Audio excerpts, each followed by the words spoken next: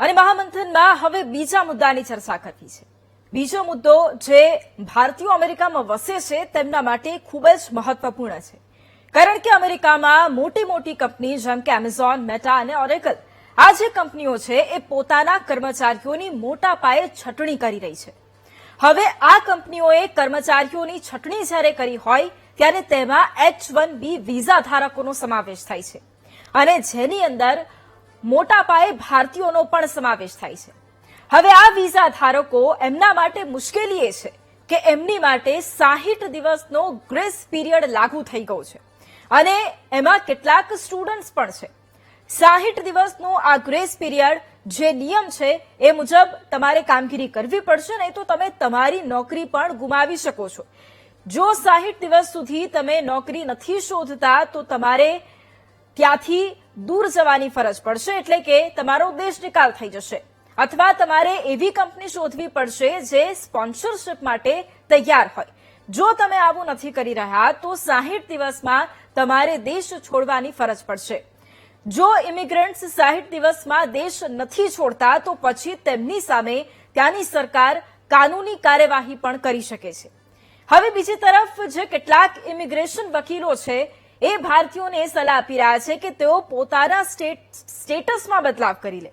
હવે B2 visa પર તેઓ શિફ્ટ થઈ જાય. જે H-1B વિઝા ધરાવે છે એ હવે B2 વિઝા પર શિફ્ટ થાય. હવે આજે એ સમજવું છે કે જે ભારતીયો ત્યાં આવી મુશ્કેલીમાં છે તે શું કરે, તેમની પાસે શું વિકલ્પ છે. H-1B વિઝા ધારકો પાસે જે અન્ય વિકલ્પો અને તેની સાથે સાથે જો એ આવી પરિસ્થિતિમાં છે તો એ શું કરી શકે છે. કરીશું આ વિઝા મુદ્દે મહામંથન.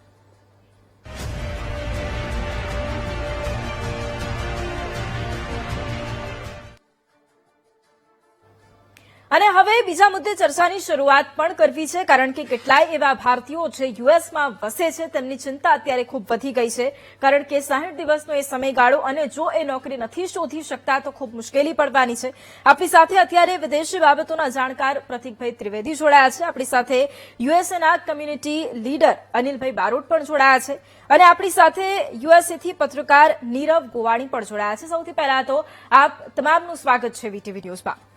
સૌથી પહેલા અનિલભાઈ સવાલ આપને કરવો છે કે જે રીતે અત્યારે જે મોટી મોટી કંપનીઝ છે, કારણ કે એક તરફ વોરનો આ સમયગાળો છે એટલે સ્વાભાવિક રીતે મંદી પણ એક રીતે અસર કરતી હોય. હવે કોરોના પછી જે રીતે મોટા પાયે લોકોને ભરવામાં આવ્યા, લોકોને લેવામાં આવ્યા, હવે અત્યારે જે પરિસ્થિતિ છે કે મોટા પાયે લે ઓફ કરવામાં આવી રહ્યું છે, ત્યારે એકચ્યુઅલ પરિસ્થિતિ શું છે સૌથી પહેલા અનિલભાઈ આપની પાસેથી એ સમજવું છે.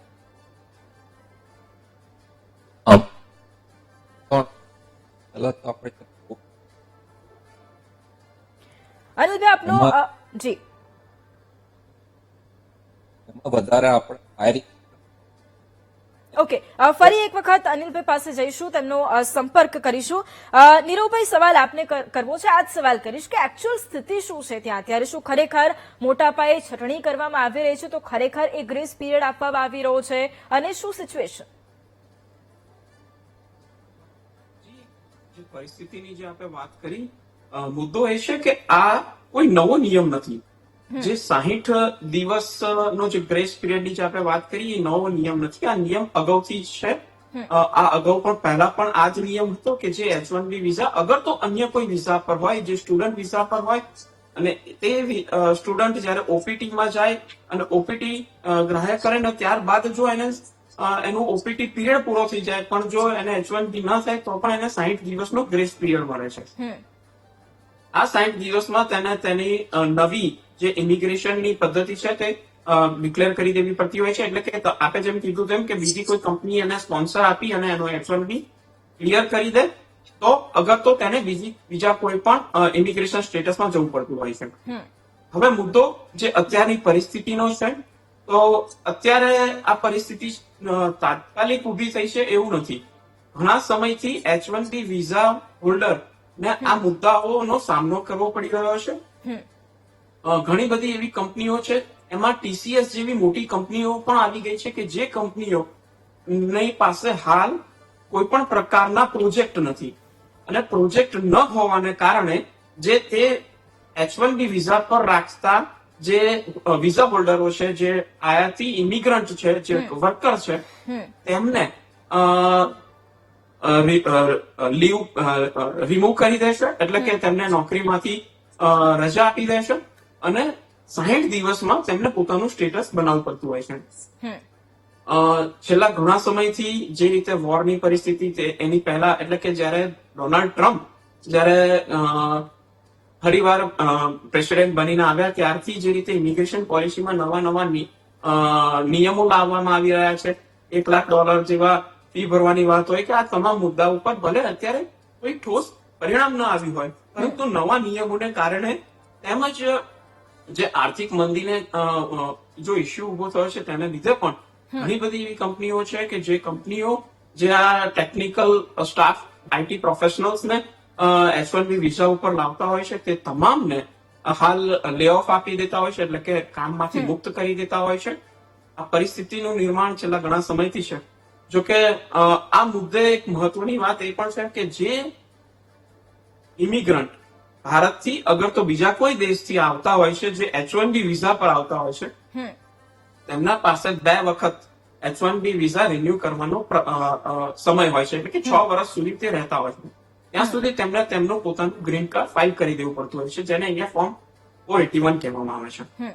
મહત્વની વાત એ કે કોઈ પણ H-1B વિઝા હોલ્ડર, મોટા ભાગના લોકો એવું કરતા હોય છે કે જો આ રીતે તેમને લે ઓફ કંપનીમાંથી થઈ જતો હોય તો તે પોતાની કોઈ પણ એક બીજી કન્સલ્ટિંગ ફર્મ કે જે માત્ર નોકરી અપાવવા તેમજ આ પ્રકારના કામ માટે એક ફર્મ ઉભી કરવામાં આવી હોય, તે ફર્મ દ્વારા પોતાનો પેરોલ જનરેટ કરાવતી રહે છે.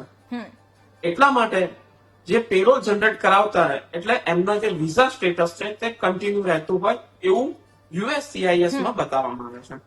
એટલે તે પરત ઇન્ડિયા નથી આવી જતા. બિલકુલ. ઘણા કિસ્સાઓમાં H-1B વિઝામાંથી લે ઓફ થઈ ગયા બાદ ઘણા વ્યક્તિઓ, ઘણા ઇમિગ્રન્ટ સ્ટુડન્ટ વિઝામાં જતા રહેતા હોય છે. બીજા કોઈ એ પણ આપણે જે વાત કરી છે એ પણ આગળ થોડું એની એ પરિસ્થિતિ વિશે પણ સમજવું છે કે ખરેખર એમાં પણ શું થઈ શકે છે. પ્રતીકભાઈ, આપને સવાલ કરવો છે, કારણ કે અત્યારે જે આખી આ પરિસ્થિતિ અને હવે જે મોટા પાયે છટણી કરવામાં આવી રહી છે, એક ગ્રેસ પીરિયડ હોય, સ્વાભાવિક રીતે જેટલા પણ લોકો હોય ત્યાં કામ કરતા હોય કોર્પોરેટ સેક્ટરમાં, એમની ચિંતા વધવાની છે. હવે એમના માટે શું, એમણે શું કરવું પડશે? કારણ કે જે ઇમિગ્રેશન વકીલ છે એવું પણ કહી રહ્યા છે કે તમે જે B1 B2 છે એ વિઝા પર તમે ટ્રાન્સફર લઈ શકો છો તો તમને કદાચ થોડો વધારે સમય મળી શકે છે. એટલે એ ત્યાંના લોકો એ બાબતને લઈને શું કરી શકે છે? એટલે વૈભવી, તમે જે રીતે કહ્યું ને, અગાઉ નીરવે પણ જે પ્રમાણે વાત કરી એ રીતે આ આઈરની છે કે વિદ્યાર્થીઓ ભણવાનું પૂરું કરીને પોતાનો રિઝ્યુમ પર ધ્યાન આપવાને બદલે લોયર શોધી રહ્યા છે, ઇમિગ્રેશન એડવાઇઝીસ શોધી રહ્યા છે. સિમ્પલ આન્સર આનો એ છે કે if you are not going to make it. અગાઉ એવું હતું કે ઇમિગ્રેશન ડે છે એ એક જીઓપોલિટિક્સ ઇવેન્ટ્સનો ભાગ નહોતો. ઇમિગ્રેશન એ ઓલવેઝ એ દેશમાં ટેલેન્ટને આવરવા માટેનું એક માધ્યમ હતું કે દુનિયાના અલગ અલગ દેશોનું જે ટેલેન્ટ છે અમેરિકામાં કેવી રીતે આવે. પરંતુ હાલમાં આપણે જોઈ રહ્યા છીએ કે જીઓ પોલિટિક્સ હોય, AI ઓટોમેશન હોય કે ઇકોનોમિક સ્લોડાઉન હોય, આ બધાના ભાગરૂપે ઇમિગ્રેશનને એક દેશની રણનીતિનો ભાગ બનાવવામાં આવી રહ્યો છે. અને એના કારણે જ ભારતના ડેટા સાયન્ટિસ્ટ હોય, ભારતના ડેવલપર્સ હોય, એન્જિનિયર્સ હોય, સાયબર સિક્યોરિટીમાં કામ કરતા IT એનાલિસ્ટ હોય, આ બધા લોકો આનો ભોગ બની રહ્યા છે. એટલે જો તમારા પ્રશ્નનો સીધો જવાબ આપું તો હવે વિદેશમાં જવું એ લોન ઉપર પૈસા લઈને ત્યાં જવા માટેનું એક સ્ટેટસ સિમ્બોલ કરતા એક સ્ટ્રેટેજિક પાથવે લોકોએ બનાવવો પડશે. આ ટેલેન્ટ માટે એક વસ્તુ કહી શકાય છે, they are not confined by the immigration policies. જો ઇમિગ્રેશન પોલિસી ટેલેન્ટ ફ્રેન્ડલી નહીં હોય તો આ લોકો અમેરિકા છોડીને પોતાના દેશમાં પરત જશે અથવા તો યુરોપ છે, કેનેડા છે, સિંગાપુર છે, UAE છે, આવા ઓપ્શન શોધશે. બિલકુલ. તો મારી પ્રથમ પ્રતિક્રિયા એ જ છે કે આ વિદ્યાર્થીઓએ બીજા બધા રસ્તા અપનાવવા કરતા, સ્ટેટસ ચાલુ રાખવા કરતા પોતાના ટેલેન્ટને બીજી જગ્યાએ ઉપયોગ કરો ને જ્યારે યોગ્ય સમય હોય ત્યારે દેશમાં પાછા આવો. બિલકુલ, બિલકુલ. અનિલભાઈ, હવે સવાલ આપને કરવો છે, કારણ કે આખા કોર્પોરેટ ક્ષેત્રની જયારે આપણે વાત કરતા હોય, સેક્ટરની અંદર જયારે લે ઓફ થતું હોય, આટલા મોટા પાયે લે ઓફ થતું હોય, ત્યારે ત્યાં કામ કરતા લોકોને અસર પહોંચવાની છે એ સ્વાભાવિક છે. એટલે એ વાસ્તવિકતા ત્યાં શું છે અત્યારે એ આપની પાસેથી સૌથી પહેલા તો જાણવું છે. અને તેની સાથે સાથે જ્યારે આવું કંઈક બની રહ્યું છે તો ત્યારે એ કોર્પોરેટ સેક્ટરમાં કામ કરતા લોકો છે એ એમની પ્રાથમિકતા પહેલા શું હોય છે? મુખ્ય વસ્તુ એ છે કે ઓવર કેપેસિટી થઈ ગઈ છે, ઓવર કેપેસિટી ઓફ રિસોર્સિસ.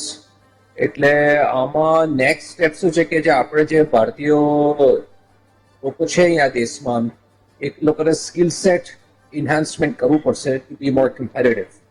એટલે ઓફકોર્સ એઆઈ ની સાથે તમારે કોમ્પિટિટિવ રહેવું પડે, પણ જે ઇન્ડિયાથી જે સ્કિલ સેટ લેવલ લઈને આવેલા, હવે એ એકચ્યુઅલી ઇન્હાન્સમેન્ટ કરવું પડશે next level to compete against the local force.